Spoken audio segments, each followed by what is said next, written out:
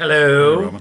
How have you had to test your own survival skills and put them to the test?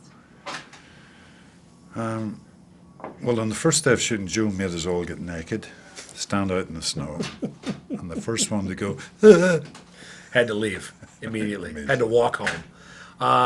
We work in Hollywood. You develop an interesting set of survival skills. I think the first thing you have to develop is honesty. And no, I don't. Listen, I don't.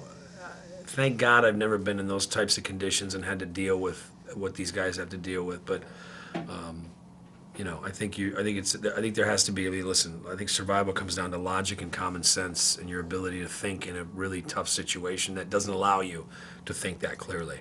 And I think we certainly experienced that on the set. When those kind of conditions, the nature starts telling you what you're going to do, not the other way around. You don't impose your will on anything; it's imposed on you. Mm-hmm. And I think adaptability is a big part of it, and that's what we were able to do. I think that's the only way we got off that mountain and shot the film in the amount of time and the budget.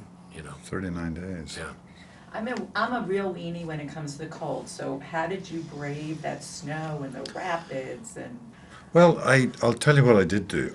I saw a documentary once of some crazy Brit who goes to Antarctica and swims from like iceberg to iceberg. And he starts off his training and is standing under a cold shower somewhere in London, some bedsit or something. And I started that myself. I kind of got up to 6 minutes standing under a freezing cold shower. And it actually works. It helps your immune system, when you're in those extreme temperatures. Wow, I never knew that. I didn't do anything that cool. That was my prep. I cried. I stood in a cold shower, but after 15 seconds, I was bawling. So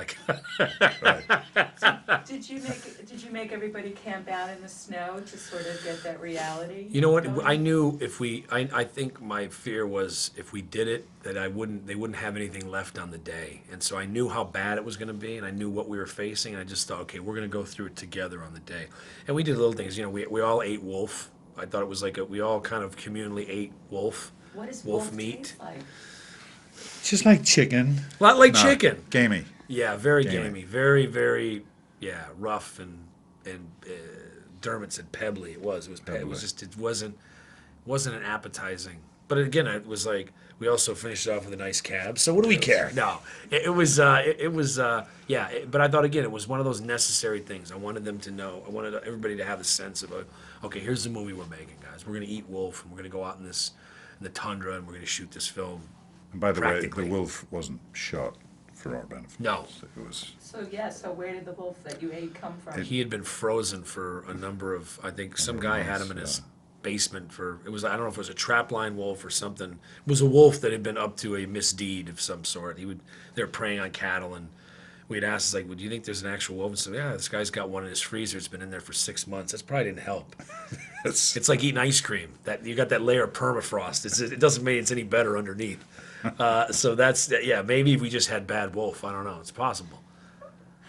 How close, Liam, did you actually get to the wolf? I never got close at all. No, maybe 200 miles. I don't know.